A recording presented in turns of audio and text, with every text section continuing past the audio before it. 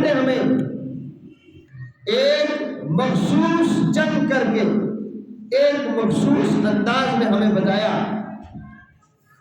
کہ جب اسلام کی بات آئے تو اس طرح پہرا دینا ہے، مگر جب حضور کی ختم نبوت کی بات آئے تو پھر اس طرح سے پہرا دینا۔ یہ سیدنا صدیق اکبر رضی اللہ تعالی عنہ آپ کا ایک اپنا انداز تھا، اور پھر آپ نے اپنے بنائے ہوئے قانون بھی توڑے کہ ایسا نہیں کہ ایک قانون جو بن جائے وہ دوبارہ ٹوٹ نہیں سکتا۔ فرمایا ایک قانون نہیں، اگر ساری کائنات کے قانون توڑ کر حضور کی ختم نبوت کو بچایا جائے تو سارے قانون توڑے جائیں گے۔ آپ کا بنایا ہوا قانون تھا کہ آج کے بعد کوئی بھی بدری صحابی کسی جنگ میں شریک نہیں ہوگا، اس لیے کہ وہ حضور کی نشانیاں ہیں، ان کو صرف دیکھ کر ان سے برکت حاصل کی جائے۔ لیکن بات آئی حضور کی ختم نبوت کی، جب مسیلمہ کذاب نے حضور کی ختم نبوت پہ انگلی اٹھائی تو اس وقت کائنات عالم یہ دیکھ رہی تھی۔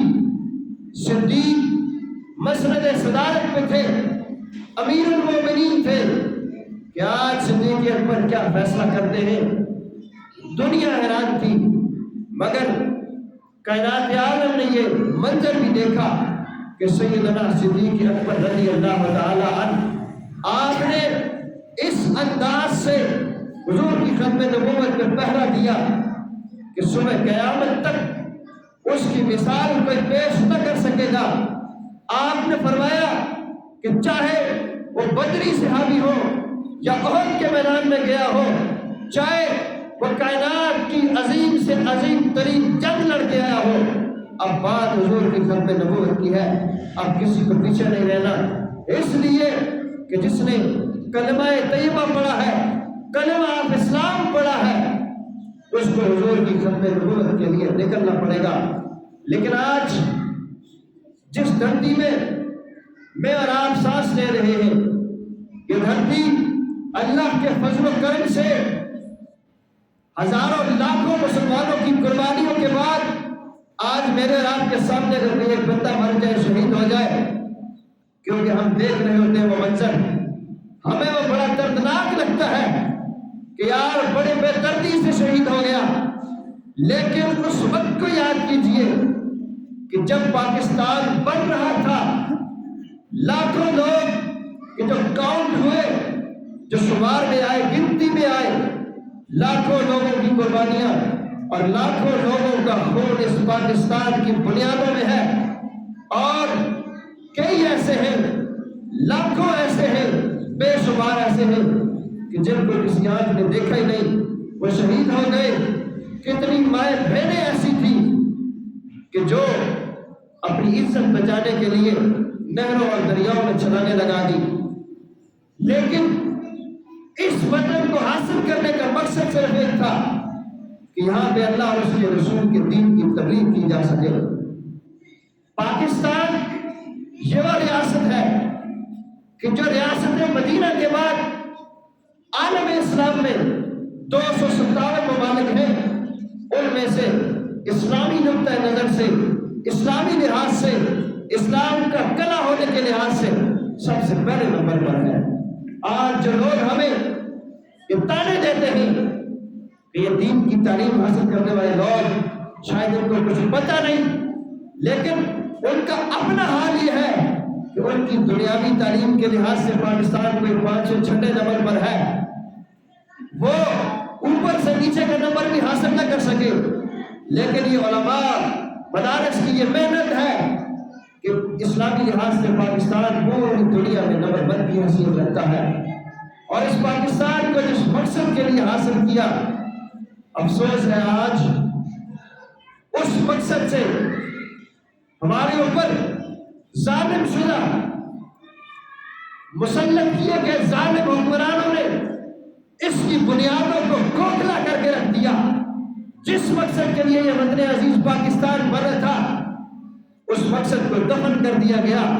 کیونکہ انگریزوں اور یہودیوں اور اسلام کے دشمنوں کی روزے ازل سے یہ سازش تھی اور یہ پراپیگنڈا تھا کہ ہم نے کسی طرح سے بھی اسلام کو اوپر نہیں آنے دینا، کیونکہ وہ اس بات کو جانتے ہیں کہ بدر کا میدان ہو، ایک طرف 313 ہو، ایک طرف ہزاروں کا لشکر ہو، مسلمانوں کے پاس اسلحہ نہ ہو، 8 تلواریں ہو، چند سواریاں ہو، مسلمانوں نے کافر کی گردنیں اتار کے رکھ دی۔ وجہ کیا تھی کہ یہ ان کا کوئی ذاتی قوت اور طاقت تھی، ایسا نہیں تھا، بلکہ یہ کلمہ طیبہ کی پاور تھی اور رسول اللہ کی بارگاہ میں بیٹھنے کی جو صحبت رسول تھی یہ اس کی پاور تھی۔ اور آج 1400 سال گزرنے کے بعد مسلمانوں کے اندر وہ جذبہ اور طاقت اب بھی موجود ہے، مگر ان کو جگانے کے لیے کسی مرد کلندر کی ضرورت ہے۔ لیکن اس وقت کے اندر ایک ایسا مرد کلندر آیا کہ جس نے اس سوئی ہوئی قوم کو جگایا اور بتایا کہ تمہارا دنیا میں آنے کا مقصد یہ ہے اور تم نے رسول اللہ کی عزت اور ناموس پہ اس انداز سے پہرا دینا ہے۔ اور پھر ایسی تبدیلی آئی، ایسا نظام چلا، ایسی فضا قائم کر دی کہ بچے ایک ہاتھ میں فیڈر پیتے ہیں لے کر اور دوسرے ہاتھ کو بلند کر کے لبیک یا رسول اللہ کی صدائیں لگاتے ہیں۔ یہ تبدیلی یہ صرف ایک مرد کلندر کا کمال نہیں تھا، اس تبدیلی کے پیچھے فیضان صدیق اکبر موجود تھا، فاروق اعظم کی وہ شجاعت اور بہادری موجود تھی، عثمان غنی کی حیا کی نگاہیں موجود تھی، اور مولا علی کا وہ اسد اللہ والا جلال موجود تھا، اور حضور کا فیضان نور نبوت موجود تھا کہ دودھ پیتا بچہ۔ آج تو حال یہ ہے کہ قوم کے بڑے پڑھے لکھے پی ایچ ڈیز کو یہ مسئلہ ناموس رسالت سمجھ نہ آیا، لیکن جس کو سمجھ آیا اسے ماں کی گود میں بھی سمجھ آ گیا۔ یہ بڑا حساس ترین مسئلہ کائنات عالم میں، یہ ہماری خوش قسمتی ہے کہ میں اور آپ اس مسئلہ پر، اس معاملہ میں اپنی آواز بلند کر رہے ہیں۔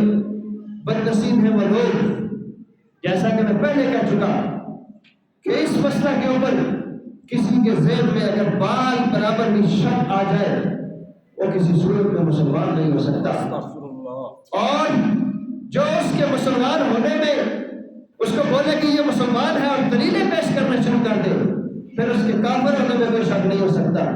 اس لیے کہ اسلام کی جتنی جنگیں لڑی گئی ان میں 259 ایک کم 60 260 سے ہوا کرنے شہید ہوئے، جتنے غزوات جنگیں ہوئی، لیکن ایک ختم نبوت کی جنگ ایسی تھی، جنگ یمامہ، کہ جس میں 1200 صحابہ کرام شہید ہوئے، اور ان میں سے 700 صحابہ کرام حافظ اور عالم تھے، قرآن کے قاری تھے۔ تو یہ عظیم جنگ لڑی گئی صرف اور صرف حضور کی ختم نبوت پہ۔ آج لوگ ہمیں یہ پوچھتے ہیں کہ آج کے علماء نے بے شمار لوگ شہید کرا دیے گئے، لیکن ان سے یہ سوال ہے کہ یہ آج ہم نہیں کر رہے، بلکہ 1400 سال پہلے صدیق اکبر نے جنگ یمامہ کر کے بتایا کہ باقی معاملات میں تھوڑی تھوڑی قربانی سے کام چل جائے گا، جب حضور کی ختم نبوت کی بات آئے گی تو پھر رب بھی بڑی قربانی مانگتا ہے۔ اور ایسا بھی نہیں ہے کہ رب کچھ کر نہیں سکتا، بلکہ وہ ہمارا امتحان لے رہا ہے کہ میں نے اپنا محبوب ان کو دیا ہے۔ جب فرشتے یہ کہہ رہے تھے کہ مولا ان کو دنیا میں نہ بھیج، تمہیں بھیج بھی دیا، بھیجنے کے بعد جانے کائنات بھی تجھے دے دی۔ اب میں دیکھتا ہوں کہ میرے محبوب سے کتنا پیار کرتے ہیں، کس انداز سے نبی پاک سے محبت کرتے ہیں، اس لیے کہ اولاد سے محبت ٹھیک ہے، ایک نقطہ نظر سے عبادت ہے، مال کما کے رب کی بارگاہ میں پیش کرنا عبادت ہے، کائنات کی ہر چیز سے نیک نیتی سے محبت اور پیار عبادت ہے۔ لیکن امام الانبیاء نے فرمایا لا یؤمن احدکم حتی اکون احب الیہ من والدہ وولدہ والناس اجمعین، تم اس وقت تک کامل مومن نہیں ہو سکتے کہ جس وقت تک کائنات کی ہر چیز سے بڑھ کر مال جان اولاد عزت آبرو سے بڑھ کر حضور کی عزت اور ناموس جس کو پیاری نہ ہو جائے وہ اس وقت تک کامل مومن نہیں ہو سکتا۔ تو اس لیے میرے لیے اور آپ کے لیے لمحہ فکریہ ہے، آج کا یہ پرفتن دور ہے اور وقت آخر ہے، قدم قدم پہ قیامت کی نشانیاں جو ہے وہ ظاہر ہو رہی ہیں اور چند ایک وہ جامع اور مانے بڑی نشانیاں رہ گئی ہیں جس کے بعد صبح قیامت جو ہے قیامت کا منظر ہوگا، قیامت قائم ہوگی۔ لیکن اس وقت سے پہلے ہماری یہ خوش نصیبی اور خوش قسمتی ہے کہ ہم الحمدللہ بغیر کسی ڈرنے کے، بغیر کسی دباؤ اور بغیر کسی کے پریشر کے ہم عزت رسول پہ پہنا دینے کے لیے ابھی تیار ہیں۔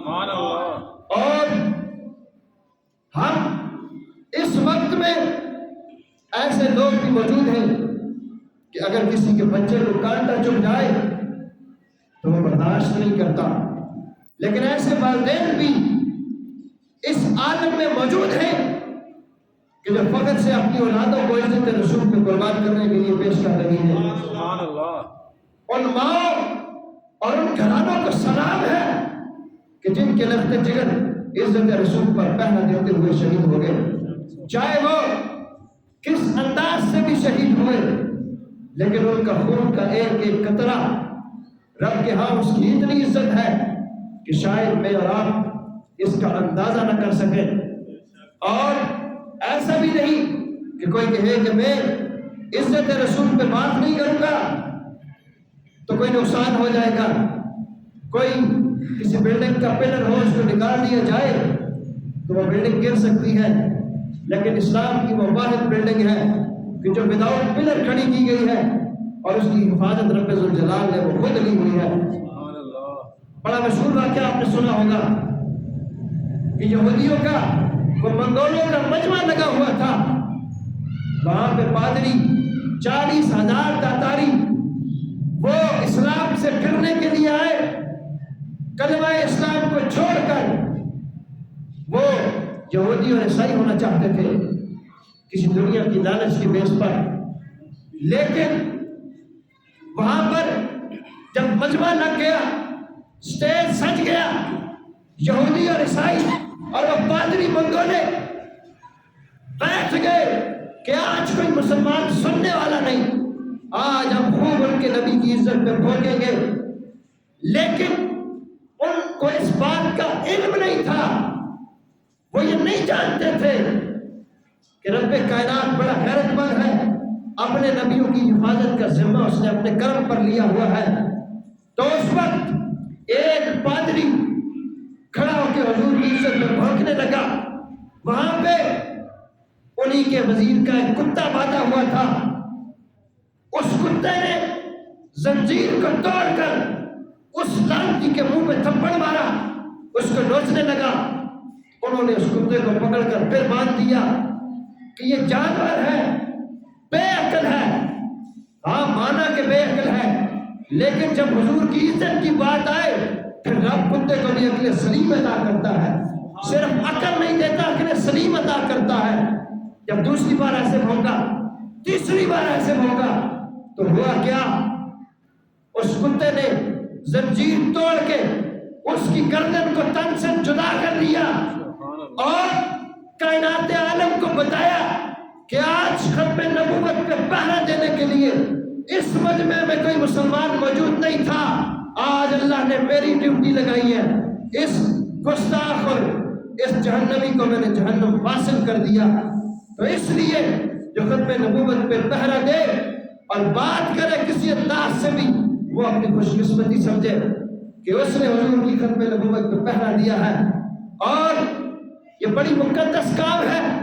حضرت امام مسلم خولانی رضی اللہ تعالی عنہ، سیدنا صدیق اکبر کا دور ہے، اسود انسی ایک شخص تھا، ختم نبوت کا منکر تھا، نبوت کا دعویٰ کر بیٹھا۔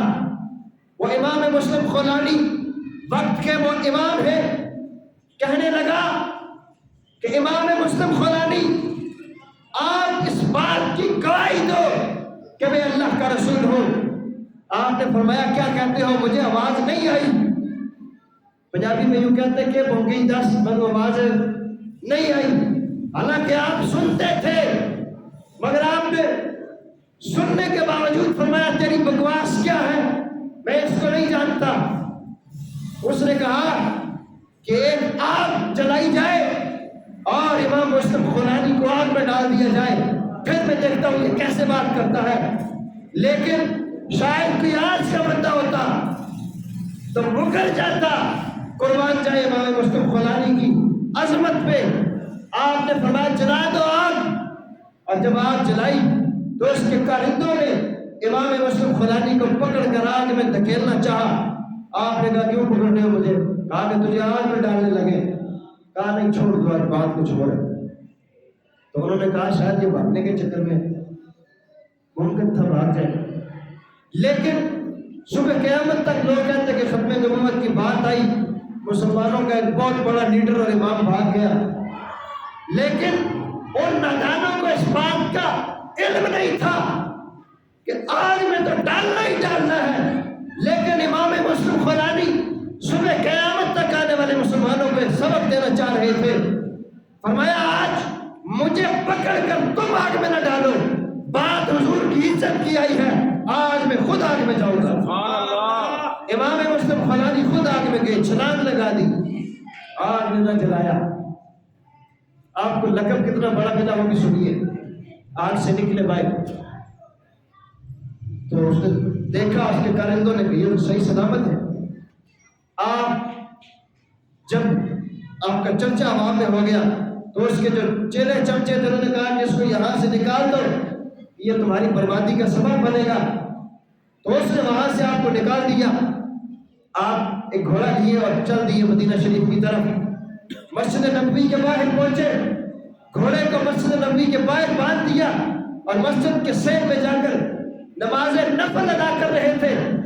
سیدنا صدیق اکبر کا دور خلافت تھا، اتنے میں فاروق اعظم آئے، دیکھا کہ یہ مسجد کے سین میں ایک نورانی چہرے والا، ایک چمکتا ہوا چہرہ لے کر رب کے حضور عبادت میں کھڑا ہے۔ اور آپ نے دیکھا کیونکہ مومن کی جو نظر ہے اتقوا فراست المؤمن فإنه ينظر بنور اللہ، مومن کی فراست سے بچو، وہ اللہ کے نور سے دیکھتا ہے۔ فاروق اعظم نے دیکھ لیا یہ کوئی عام شخص نہیں ہے۔ آپ آگے بڑھے اور پوچھا کہاں سے آئے ہو؟ حضرت امام مسلم خولانی نے کہا میں یمن سے آیا ہوں۔ تو فاروق اعظم ایک اور سوال کرنے لگے، کہنے لگے یمن کے اندر، یہ لقب فاروق اعظم نے دیا، فرمایا یمن کے اندر اللہ نے ایک ابراہیم ثانی پیدا کیا ہے، اس کو جانتے ہو؟ جناب ابراہیم خلیل اللہ آگ میں گئے تھے اور آگ گلزار بن گئی تھی۔ فرمایا یمن کے اندر ایک ابراہیم ثانی رہتا ہے، اس کو جانتے ہو؟ فرمایا کون سا، ذرا بتائیے۔ امام مسلم خولانی کو پتا تھا وہ نہیں ہوں، لیکن آپ نے چند سوال کیے۔ فرمایا کون سا؟ تو فاروق اعظم نے فرمایا کہ جو حضور کی ختم نبوت پہ پہرا دیتے ہوئے آگ میں چھلانگ لگا گیا تھا، اس امام مسلم خولانی کو جانتے ہو؟ نہ میڈیا کا دور تھا نہ کچھ تھا۔ تو سیدنا امام مسلم خولانی نے فرمایا ہاں عمر وہ نہیں۔ سبحان اللہ۔ تو حضرت عمر آپ نے آپ کی پیشانی پر بوسہ دیا اور امام مسلم خولانی کو پکڑ کر دربار صداقت میں لے گئے اور سیدنا صدیق اکبر کو عرض کرنے لگے صدیق آج اللہ نے تجھے اور مجھے ابراہیم ثانی کی زیارت کرنے کا شرف بخش دیا۔ اور پھر صدیق اکبر نے ان کی پیشانی پہ بوسہ دیا اور فرمایا بلال مدینے میں اعلان کرو جس نے بھی ابراہیم ثانی دیکھنا ہے آج آ جائے مسجد نبوی میں۔ اور پھر عوام آئی اور پھر امام مسلم خولانی کو کہا گیا کہ آپ وہ واقعہ بیان کرو کہ جو آپ کے ساتھ ہوا، کہ کس طرح آگ آپ کے لیے گلزار بن گئی۔ تو سامعین محترم، بات کرنے کا مقصد یہ ہے کہ حضور کی عزت کی بات آ جائے تو پھر کسی سے ہمیں دلیل کی ضرورت نہیں۔ جیسے امام مسلم خولانی سینہ تان کر میدان میں گئے تھے، ہمیں بھی اسی طرح میدان لگانا ہوگا، نہیں تو پھر حالات آپ کے سامنے۔ آج ہر بندہ رو رہا ہے آخری بار کہ مہنگائی ہو گئی نا مہنگائی، سب مانتے ہیں نا. وجہ کیا ہے؟ کسی نے وجہ کو دیکھا کہ وجہ کیا ہے، مہنگائی کیوں ہوئی ہے؟ افسوس اگر ہمیں وجہ سمجھ آ جائے تو سارے معاملات حل ہو جائیں گے، اور اس کی طرف جاتا بھی کوئی نہیں. وجہ کوئی نہیں بتاتا، وہ فلاں سے نہیں آ رہا ہے پیسہ تو فلاں سے نہیں آ رہا تو مہنگائی ہو گئی، فلاں سے نہیں آ رہا. تھوڑا پیچھے جائے نا، مصر کے اندر، مصر کے بازاروں میں حضرت یوسف کی صرف 20 درہم قیمت لگی تھی. اللہ نے مصر والوں پہ ایسا قحط اور قحط سالی جو ہے وہ قائم کر دی تھی کہ دودھ پیتا بچہ جس کا کوئی قصور نہیں، جس کو آپ بھی معصوم کہتے ہو، میں بھی معصوم کہتا ہوں، اس کے گلے سے دودھ کا قطرہ نیچے نہیں اترتا تھا. جناب صالح کی قوم کے 4 بندوں نے اونٹنی کی ٹانگیں کاٹی تھی مگر عذاب سب پہ آیا تھا کیونکہ باقی خاموش بیٹھے تھے. جناب یوسف کی 20 درہم قیمت لگی تھی. خدا بڑا غیور ہے، رب تعالیٰ کی جو غضب تھا اتنا جلال میں آیا کہ میرے یوسف کی تو قیمت لگا، تمہاری اوقات کیا ہے؟ فرمایا کہ آج کے بعد تمہارے اوپر 7 سال کے لیے قحط نازل کر دیا. پھر وہ اس عذاب میں بھگتے ایسے عذاب میں پڑ گئے کہ 7 سال تک دودھ پیتے بچہ جو تھا اس کے گلے سے نیچے دودھ کا قطرہ نہیں اترتا تھا. اس وقت ان کو سمجھ نہ آئی کہ یہ ہو کیسے گیا، لیکن جب پتہ چلا کہ ہم نے تو یوسف کی قیمت لگائی تھی، ہو سکتا ہے اسی وجہ سے ہمارے اوپر عذاب آ گیا ہو. پھر وہ دودھ پیتے بچوں کو اٹھا کر جناب یوسف کے قدموں میں رکھ کر رونے لگے کہ اے یوسف ہم سے غلطی ہو گئی، ہم نے آپ کی قیمت لگائی. تو یوسف کا یہ معاملہ ہے کہ اگر صرف قیمت لگ جائے تو خدا قحط نازل کر دے. ایک طرف یوسف ہے، دوسری طرف امام الانبیاء ہے. ارے تیرے اور میرے آقا کے کارٹون بنا کے 20 روپے میں سیل کیے جائیں، مر جانا چاہیے مسلمانوں کو. اگر اتنی سی بھی غیرت ہو تو مسلمانوں کو مر جانا چاہیے کہ ان کے نبی کے کارٹون بنا کے بیچتے جائیں اور وہ خاموش رہیں اور پھر وہ روئیں کہ ہم پہ مہنگائی ہو گئی. تو یہ وہی اثر ہے، امام الانبیاء کی گستاخی سر عام ہو رہی ہے، ان پہ قیامت ہے.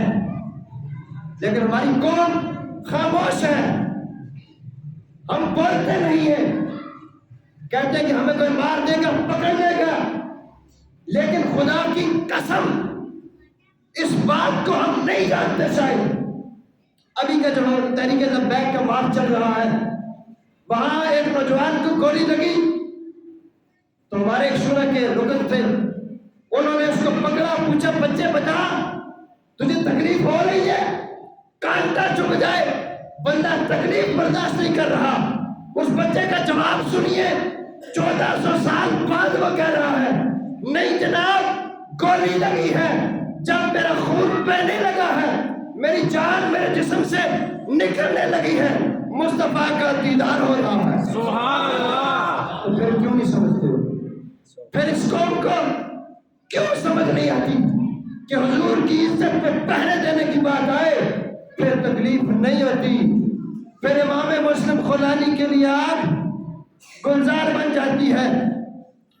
وہ تو تابعین تھے، 1400 سال بعد وہ ینگ لڑکا جو تھا کوئی حافظ قرآن بھی نہیں تھا، کوئی مفتی اعظم بھی نہیں تھا، کوئی بہت بڑا پیر بھی نہیں تھا، ایک عام دنیا دار تھا. ارے ایک عام دنیا دار کو مصطفیٰ اس انداز سے نوازتے ہیں تو پھر جو ان کی بارگاہ کا خاص ہوگا اس کو کس انداز سے نوازتے ہیں. تو اس لیے حضور کی ختم نبوت کی بات آئے تو پیچھے نہ رہا کرو، کسی سے ڈرنے کی ضرورت نہیں. کیا کر لیں گے ہمیں؟ وہ کہتے ہیں بند کر دیں گے. میں نے کہا پھر کیا کرو گے؟ کہ مار دیں گے. میں نے کہا موت کو ہم ایسے گلے لگاتے ہیں جیسے 10-10 روپے پھینکتے ہیں، ہمارے یہاں اس کی کوئی حیثیت نہیں ہے، ہم تو ہنس کے موت کو گلے لگاتے ہیں. اور تھوڑا سا پیچھے جائیں، ان پڑھ بندہ، غازی علم الدین شہید، قائد اعظم جیسا بندہ جس کا مقدمہ لڑ رہا ہے، اور قائد اعظم کہنے لگا علم الدین اتنی سی بات کہہ دے کہ بے دہانی میں نے اس کو راجپال کو قتل کیا. واہ غازی علم الدین تیری شان. غازی علم الدین نے کہا جناب سارے کام بے دہانی میں کیے, آج ایک ہی کام کیا 18 سال کی زندگی میں کہ راجپال کو قتل کیا, صرف یہی کام میں نے دہانی میں کیا ہے بس. اور پھر صلہ کیا ملا؟ پیر سید جماعت علی شاہ صاحب رحمۃ اللہ علیہ وقت کے محدث ہیں, شیخ الحدیث ہیں, مسند حدیث سے اٹھ کے آئے جنازے میں شریک ہونے کے لیے, مصلی امامت پہ کھڑے ہوئے. ہوا کیا کہ جب مڑ کر مقتدیوں کی طرف منہ کیا بے ہوش ہو کر گر پڑے. جب اٹھے تو لوگوں نے پوچھا کیا وجہ ہے؟ آپ نے ایک صدا بلند کی اور کہنے لگے یا رسول اللہ ساری زندگی آپ کے مصلی پہ بیٹھ کے قرآن پڑھایا, حدیث پڑھائی, ایک بار خواب میں بھی دیدار نہ کرایا. علم الدین ان پڑھ ہے, پڑھا لکھا نہیں ہے, صرف راجپال کو قتل کیا, آج اس کے جنازے میں بنف سے نفیس تشریف لے آیا. پھر یہ شرف بارگاہ مصطفیٰ سے ملتا ہے. تو اس لیے مجھے اور آپ کو چاہیے عزت رسول کی بات آ جائے پھر کسی کی بات نہیں سنتی, بات ختم, پھر اس سے آگے ہے ہی کچھ نہیں. آج اس نے ایمان نہ بچانا ہو اس کے لیے پھر سب کچھ جائز ہے. اذا فاتک اللہ یا ففعل ما شئت, یا ختم پھر جو بھی ہو. لیکن جس نے غیرت مند ماں کا دودھ پیا ہو, جس کو اس کی ماں نے یا رسول اللہ کی لوریاں دی ہو, وہ کبھی عزت رسول پہ کمپرومائز نہیں کرے گا. اللہ تعالیٰ کی پاک بارگاہ میں دعا ہے جو کچھ کہا سنا گیا اس پر عمل کرنے کی توفیق عطا فرمائے, اور جو ہمارے مسلمان حضور کی عزت اور ناموس کو پہرا دے رہے ہیں اللہ تعالیٰ کو اپنے حفظ و امان میں رکھے, اور جو ہمارے شہید ہو گئے اللہ تعالیٰ کے درجات بلند فرمائے.